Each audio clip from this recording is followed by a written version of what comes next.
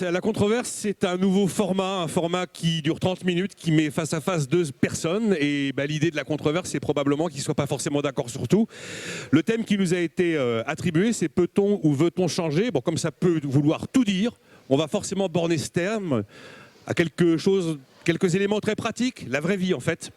Je suis avec Jacques Aschenbroich, qui a été PDG de Valeo pendant de nombreuses années. Il a commencé sa carrière à Saint-Gobain. Et aujourd'hui, il est président du conseil d'Orange. Et à ses côtés, Xavier Bertrand, le président de la région Hauts-de-France. Je leur ai demandé un peu comment ils comprenaient le sujet. Et j'ai bien aimé la première réponse de Jacques qui a été « Ah, attention, avant de changer quoi que ce soit, il y a certaines choses qu'il ne faut pas changer ». Donc à quoi pensez-vous ? D'abord, la question me semble très très mal posée. Veut-on changer? Va-t-on changer? La question me semble être doit-on changer? Et la réponse oui. Mais quand on change, il y a des choses qui sont bien. Et quand on regarde ce qui s'est passé ces dernières années, la façon dont notre pays est perçu à l'étranger a totalement changé pour un certain nombre de raisons. D'abord la baisse des impôts et la baisse des impôts de production. Ensuite la baisse du chômage. Et enfin, il y a deux événements qui se passent en ce moment. C'est le Choose France, qui permet d'attirer les grands patrons de pratiquement toutes les entreprises de tous les continents, et la French Tech. Ce sont deux éléments qui sont extrêmement importants. Et ça, quoi qu'il arrive, il faudra continuer à baisser les impôts de production, et faire en sorte que l'emploi, et c'est probablement l'un des sujets les plus importants, continue de croître. Vous êtes d'accord, Xavier Bertrand, avec l'idée que la politique de l'offre doit être absolument sacralisée, qu'il ne faut surtout pas y toucher, voire continuer dans la même direction? S'il n'y a que ça qu'on doit changer, on est mal barré. Mais justement, il ne faut pas le changer. Moi je dis, on est en controverse, j'apprécie énormément Jacques, donc je vais vous dire ce que je disais tout à l'heure. Comment quelqu'un qui a su opérer de tels changements à la tête de Valeo, qui voilà plus d'une dizaine d'années me parlait de la transformation, du changement qu'on devait opérer pour aller vers l'électrification, est aussi peu ambitieux sur la façon dont on doit changer cette société? Ça, c'était l'une de mes grandes questions tout à l'heure. Il est complètement innovant dans son job, il l'a montré. Là, il me parlait en quelques mots de son nouveau rôle à la tête d'Orange. Mais quand on parle de la société, honnêtement, si ça se résume à la politique de l'offre, honnêtement, on n'est pas à la hauteur des défis. Rencontres économiques d'Aix-en-Provence. Il a changé, Jacques? Vous manquez d'ambition, visiblement. Qu'est-ce qui vous est arrivé? C'est la première fois qu'on me le dit, donc c'est quand même une controverse qui commence bien. Avant de faire une attaque ad nominem, il y aura beaucoup de sujets de controverse. J'ai dit il y a des choses qu'il ne fallait pas changer, mais il y a des choses qu'il faut changer profondément. Je vais commencer et pour quelqu'un qui est très impliqué dans le travail, c'est le travail. Il y a des chiffres qui sont passés totalement inaperçus au moment où il y avait la réforme de la retraite. Ce n'est pas à 64 ans, de toute façon, qu'il faudra partir à la retraite, c'est beaucoup plus tard.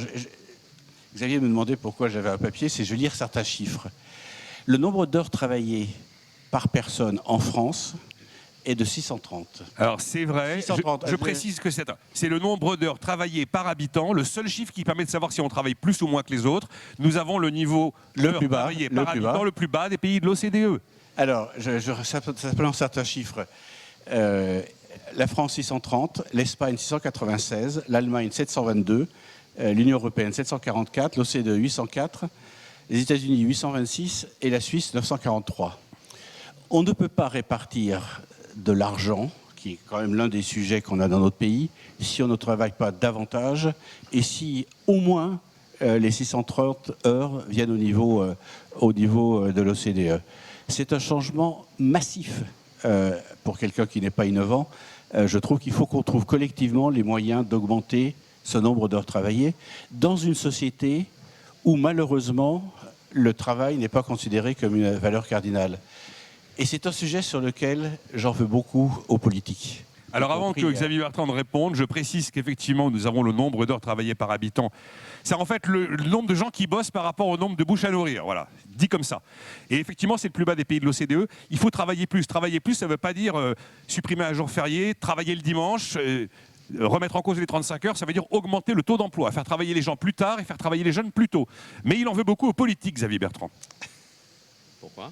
Le fait qu'on ait 630 heures par an et par habitant. Non, mais quand on de temps de regarde, travail. il y a un élément majeur dans notre société qui s'est passé dans les années 90, c'est les 35 heures. Les 35 heures étaient le début de la désaffection sur le travail. Et on n'a jamais réussi à faire en sorte que notre société considère le travail comme une valeur cardinale. On reste au contraire ravis des départs anticipés, ravis du fait qu'on travaille moins.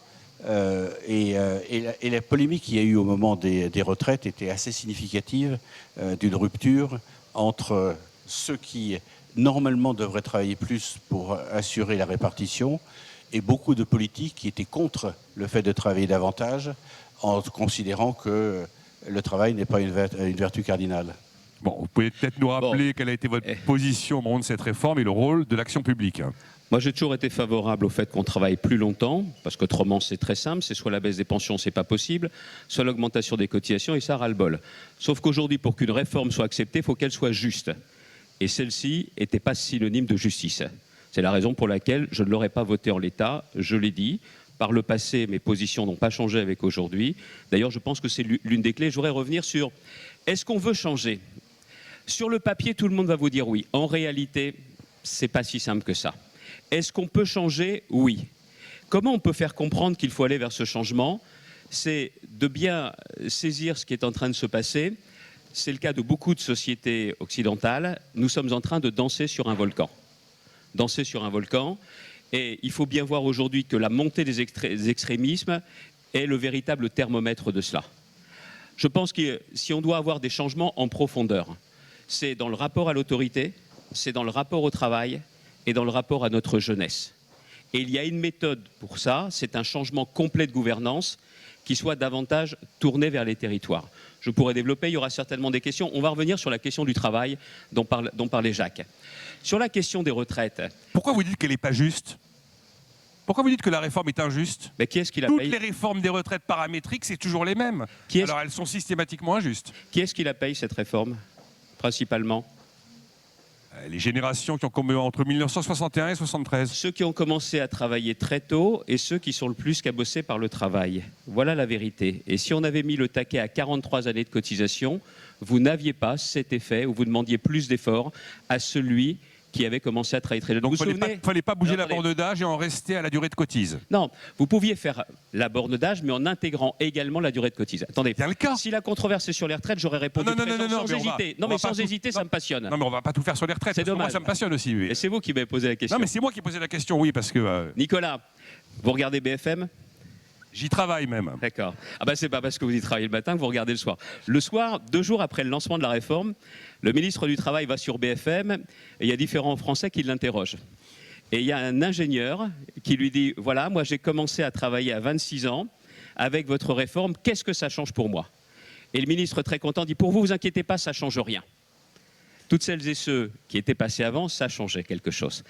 Moi, je suis pour les réformes et je pense que de l'interdiction de fumer dans les lieux publics, réforme de la santé, réforme du médicament, réforme des retraites en 2003, je sais pertinemment qu'on doit absolument moderniser nos systèmes. Mais si vous n'avez pas la justice, les Français n'y adhèrent plus. Et je voudrais revenir donc sur cette question du travail. Jacques a raison, il faut qu'on accepte qu'il y ait davantage de travail. Mais si vous n'intégrez pas le fait, et pas seulement les jeunes, qu'il y a un nouveau rapport au travail, une nouvelle relation au travail, une nouvelle redéfinition de ce qu'est la valeur travail, on n'avancera pas d'un centimètre. C'est ça le fond du problème. Et ça pose la question de la rémunération du travail, ça pose la question des perspectives de carrière, des conditions de travail également, et aussi de la reconnaissance dans le travail. Le problème qui s'est posé avec les retraites... Là, vous mettez directement l'entreprise désignée comme le lieu où les choses devront changer. Face à ses responsabilités également. Vous répondrez, Jacques. Donc, ce qu'il faut bien comprendre aujourd'hui, c'est que sur toutes ces questions, les Français n'ont pas connu la grande démission comme ça a pu être connu aux États-Unis. Le vrai risque que nous avons, je ne sais pas comment on le traduit exactement en anglais, je me gourre toujours dans l'appellation, mais c'est que beaucoup de salariés se contentent de faire ce qu'on appelle le minimum syndical. Et si on ne refonde pas la relation au travail, nous n'arriverons pas à repartir de l'avant. Jacques, est-ce que finalement c'est l'entreprise qui est à la manœuvre et qui doit changer la façon de penser le travail, la façon de former les salariés, la façon de répartir la valeur ajoutée entre le capital et le travail ? j'ai la modestie de penser ou l'immodestie de penser que la richesse est créée par les entreprises et pas par la puissance publique. Donc sans les entreprises, rien ne se passe. C'est là que la richesse se crée, c'est là que l'adhésion ou non au travail se crée. Il y a des entreprises, et j'ai eu la chance de travailler dans certaines d'entre elles, y compris Orange, où il y a une remarquable adhésion, même des difficultés pour évoluer, mais une remarquable adhésion des collaborateurs avec l'entreprise, avec des mutations technologiques qui sont extraordinaires. Après, la répartition capital-travail, c'est un autre sujet. Quand j'étais jeune fonctionnaire, il y a malheureusement quelques années, il y a deux notions qui me paraissaient intéressantes, et j'ai appris les acronymes correspondants pour la première. On a tous oublié, il y avait une notion, c'était le RMI dans les années 70. RMI, ça voulait dire reconquête du marché intérieur. Et immédiatement, on disait, il ne faut pas s'occuper de la compétitivité coût, mais la compétitivité hors coût. Ça veut dire notre pays n'est absolument pas compétitif, mais comme on est beaucoup plus malin que les autres, on va vendre des produits beaucoup plus sophistiqués. Ces deux notions nous ont tués. Elles ont fait en sorte que l'industrie ne représente plus que 10% de notre PIB, alors qu'il était de 20%, supérieur à 20%, comme l'Allemagne il y a une vingtaine d'années. On ne peut pas vivre si on n'est pas compétitif. Il faut absolument qu'on regagne notre compétitivité. Alors, la relation de travail entre l'entreprise et les collaborateurs est absolument clé. S'il n'y a pas une adhésion des collaborateurs à la vision stratégique de l'entreprise, il n'y a pas d'entreprise qui avance. Mais d'un autre côté, il faut absolument que nos entreprises soient compétitives, et on a perdu une partie de notre compétitivité ces 20 dernières années. Et alors, selon vous, Jacques, retrouver cette compétitivité perdue, est-ce que ça viendra de choix politiques et de l'action publique? Oui, quelque part, les impôts, c'est un choix public. Aujourd'hui, quand on... un choix souverain. Hein. Oui, et l'addition de charges sociales, et on sait très bien qu'aujourd'hui, l'heure travaillée avec l'ensemble des cotisations sociales pour une entreprise est du même niveau qu'en Allemagne, mais par contre, ce qui reste dans la poche d'un collaborateur est très inférieur dans notre pays à ce qu'il est dans d'autres pays. Donc on a un vrai problème de compétitivité. Et dans le même temps, dans les services publics, on n'en a pas pour notre argent. L'éducation ne marche pas comme elle devrait, l'hôpital ne marche pas comme il devrait. Je trouve scandaleux que pour avoir un passeport, il faut des mois et des mois d'attente, alors que dans beaucoup de pays, c'est déjà totalement numérisé. Donc on a des charges sociales, des impôts, des prélèvements obligatoires qui sont les plus élevés de l'OCDE, et dans le même temps, si on est lucide, on a un service public qui ne nous en donne pas pour notre argent. Bon, Xavier Bertrand, le problème, ce sont les prélèvements obligatoires, le problème, c'est l'efficacité de la dépense publique, le problème, ce sont des choix politiques passés sur lesquels on a du mal à revenir, donc la balle est dans le camp des politiques. Le problème numéro un, pour ma part, c'est qu'aujourd'hui, les classes moyennes sont en train d'étouffer, de se déclasser, parce que tout ce qui relève de l'escalier social, je préfère dire escalier qu'ascenseur social, qui commence par l'école, qui ensuite se fait par le travail, tout ça semble aujourd'hui éminemment compliqué, pour ne pas dire impossible. Il y a une responsabilité politique, notamment sur les services publics, mais il y a aussi une responsabilité dans l'entreprise. Et si on ne s'y met pas tous, je pense qu'on ne peut pas réussir. Et ce déclassement-là, aujourd'hui, il aura une traduction politique. Ne nous racontons pas d'histoire. Je vois ce que vous voulez dire, mais la responsabilité dans l'entreprise, à quel niveau la situez-vous? Dialogue social, vous prenez un exemple. Formation Oui, notamment sur la question de la formation, Nicolas. Aujourd'hui, on est avant tout on adapte les compétences aux besoins de l'entreprise. Ouais. C'est aussi très clairement prendre en compte les aspirations des salariés, parfois même au sein de la même entreprise. C'est ça aussi le véritable enjeu. Il faut bien comprendre qu'aujourd'hui, quelqu'un qui finit sa scolarité dans sa carrière, entre l'activité professionnelle, l'entreprise, le statut, les postes, va changer plus d'une dizaine de fois. Et d'ailleurs, vous le savez aujourd'hui, l'un des enjeux, ce n'est pas seulement le recrutement, ce qui est compliqué, c'est la fidélisation. C'est pour ça que cette relation au travail dépend, c'est vrai, de choix politiques, mais pas seulement. Moi, je pense qu'on n'a pas besoin de légiférer sur la question, notamment du télétravail, mais que les entreprises fassent attention. Tous les postes ne sont pas télétravaillables, et à l'intérieur d'une entreprise, entre ceux qui télétravaillent, col blanc ou t-shirt, et ceux qui ne télétravaillent pas, ça ne va pas se passer aussi bien que ça s'il n'y a pas cette prise de conscience très rapidement. Donc le politique n'est peut-être pas là pour légiférer à tout bout de champ, mais il est là quand même pour provoquer cette vraie prise de conscience, parce qu'autrement, on va rajouter une fracture supplémentaire au sein de l'entreprise. Je pense pour ma part, ce qui fait que je ne suis pas forcément dans la ligne majoritaire de ma formation politique, je pense que la question centrale des années qui viennent, ça sera au-delà de l'autorité qui est un préalable, la question du travail du côté des entrepreneurs et des salariés, et cette question de la jeunesse. Ce sont clairement les clés. Les Français veulent vivre en sécurité de leur travail et préparer l'avenir de leurs enfants. Dans ce que décrivait Jacques, il y a quand même un sujet sur la faillite de l'enseignement initial. C'est aujourd'hui une politique publique. Oui. On ne peut pas continuer à dépenser autant d'argent que les Allemands avec un nombre d'élèves inférieur et avec les résultats qu'on obtient et le 1,5 million de NITS qu'on a actuellement en stock. C'est pas possible. Il va bien falloir qu'il se passe quelque chose. On ne peut plus avoir des établissements scolaires qui sont contrôlés par les syndicats et managés par les syndicats. Prenez un exemple, la réforme de l'apprentissage. J'ai été à l'époque la seule région à soutenir cette réforme, et la réforme du lycée professionnel. En tant que président de région, elle va me coûter cher, parce qu'elle va m'obliger à adapter les plateaux techniques de mes lycées. Je le ferai parce que derrière, on va partir vraiment des besoins des entreprises.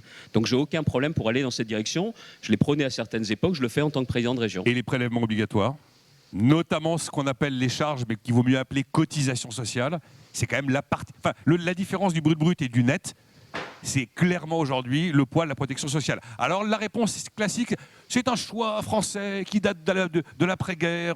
Voilà, nous avons fait un choix collectif, donc nous l'assumons et nous le payons. Ça tient, ça ? Le vrai sujet, c'est qu'il faut baisser la dépense publique. C'est ça la priorité. Or, aujourd'hui, il n'y a que les collectivités locales qui sont capables de le faire. Que les collectivités locales. L'État est infichu de le faire. La dépense d'État est à peu près similaire à celle des autres pays de l'OCDE, Xavier Bertrand. Oui, non mais ce que je vous dis, alors expliquez-moi pourquoi la tête d'une région qui a longtemps été l'une des plus pauvres, j'ai réduit la dépense publique. Pourquoi des grandes collectivités, des départements, les communes le font, et pourquoi au niveau de l'État, on ne le fait pas? C'est ça la vraie question. Il y a des époques où ça s'est fait, un peu, mais elle est là la clé. Parce que quand vous dites aujourd'hui il y a trop de charges sociales, les charges sociales financent quelque chose. Non mais on est d'accord, oui, bien sûr. Et maintenant, je veux aussi vous dire une chose, Nicolas. Vous aurez une nouvelle répartition à faire dans les impôts. Celui qui vous dit dans les années qui viennent qu'il va baisser drastiquement les impôts en France, celui-là, c'est Pinocchio. C'est un menteur. Qu'il y ait notamment une baisse des impôts de production à faire, oui. Mais derrière, celui qui vous dit, moi, si je suis élu, je baisserai drastiquement les impôts, ce mec est un menteur ou ce mec est dangereux. Ou cette dame est une menteuse ou cette dame est dangereuse. En 2024, ce qui va se passer, c'est qu'on va baisser la dépense fiscale. C'est-à-dire qu'on va en fait supprimer des quantités de subventions, de crédits d'impôt, de niches fiscales. Et ça a le même effet qu'une hausse d'impôts, globalement, quand vous attaquez la dépense fiscale. Vous êtes convaincu par la réponse, Jacques Aschenbroich ? Dans la réponse de Xavier, il y a deux sujets. Il y a une co-responsabilité de l'État et des entreprises, c'est évident. Les entreprises ont un rôle majeur. Les entreprises ont un rôle majeur dans la formation professionnelle. Les entreprises ont un rôle majeur dans les banlieues, dans les territoires. Et sans les entreprises, rien ne pourra se passer. C'est absolument évident. D'un autre côté, il faut assurer la compétitivité des entreprises. Et je comprends l'équation absolument insoluble de l'État, c'est qu'il ne peut pas y avoir de baisse d'impôts qui sont nécessaires sans baisse des dépenses publiques. Et la baisse des dépenses publiques est un exercice extraordinairement compliqué qui doit à la fois, parce que les pouvoirs publics doivent à la fois moderniser la puissance publique à tous les niveaux. On a parlé d'un certain nombre de sujets qui ne sont pas à la hauteur de l'argent qu'on dépense, et dans le même temps réduire les ressources. Donc ce sont des équations à la fois du côté des entreprises et du côté de l'État qui sont des équations extraordinairement difficiles qui nécessitent une vraie gestion. On a parfois l'impression, quand on est dans une entreprise où les entreprises se sont modernisées, ont baissé leurs frais généraux, si on parle en termes de fonctions des entreprises, donc toutes les fonctions support, ont baissé considérablement leurs frais généraux sur les 20 dernières années. Et dans le même temps, ce travail de baisse des frais généraux des puissances publiques ne s'est pas fait de la même façon. Donc on a des équations qui, au niveau des entreprises, pour leur compétitivité, au niveau de la puissance publique, pour réussir à dépenser moins et pomper moins des entreprises, qui sont deux équations extraordinairement difficiles. Mais c'est possible et on le fait. Ce qu'il faut bien voir aujourd'hui, c'est qu'on doit absolument raisonner sous forme de priorité. Sous forme de priorité. Et notamment, vous prenez politique publique, service public, on a 3 priorités qui sont vraiment en tête. On va voir si on a les mêmes, allez-y. La santé, l'éducation, le logement. Je vous parlais des politiques publiques. J'en avais 2 sur 3. Les politiques publiques. Oui. Là, sur le logement, il faut bien voir, tout le monde dit que c'est une bombe à retardement, il faut bien expliquer ce que ça veut dire, en termes notamment d'emploi, de création de valeur, et surtout, de millions et de millions de Français qui, en plus de ceux d'aujourd'hui, n'arriveront pas à se loger correctement. Ça a Ce qui commencé. veut dire qu'on peut faire tous les grands débats, notamment sur la démographie. On ne fait pas assez d'enfants. Si on n'a pas les logements qui vont bien, cette question démographique va encore se dégrader. Vous avez un appartement ou une maison, vous avez 2 enfants dans la même chambre, ça va. Si vous ne pouvez pas changer, 3 enfants dans une même chambre, ça s'appelle un dortoir. Et donc, vous n'agrandissez pas la famille. Voilà aussi ce que ça veut dire derrière. Ces politiques, ça répond aussi à un maître mot, anticiper. Ce que font les chefs d'entreprise, ce que doit faire aussi clairement la politique. Et puis, il y a aussi une autre question qui est clé. Le rapport qui a été rendu dernièrement était quand même, on va dire, il manquait d'être complet. Il va falloir financer cette transformation écologique des entreprises. On a vu la levée de bouclier quand on parle de fiscalité.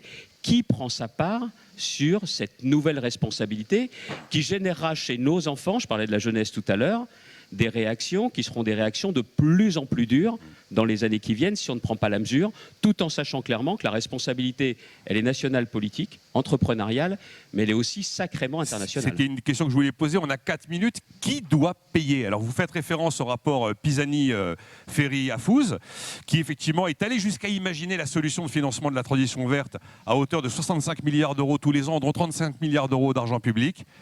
C'était la dette, c'était la taxation des riches, un ISF vert, même si Jean Pisani-Ferry réfute le terme. Jacques Aschenbroich, qui doit payer? C'est la dette qui paye, c'est l'impôt qui paye, c'est la croissance avec l'accroissement du taux d'emploi qui paye, c'est l'épargne privée fléchée enfin vers l'économie verte qui paye. J'ai un peu de mal à comprendre aujourd'hui les politiques des banques centrales.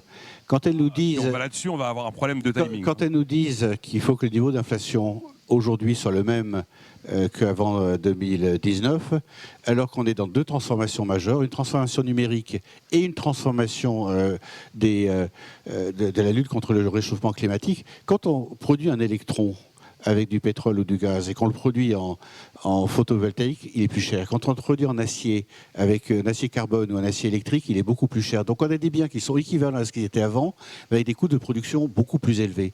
Donc on va avoir une inflation qui va être là. Et je pense qu'une des façons de financer malheureusement l'ensemble de ces transitions, c'est le prix et donc l'inflation.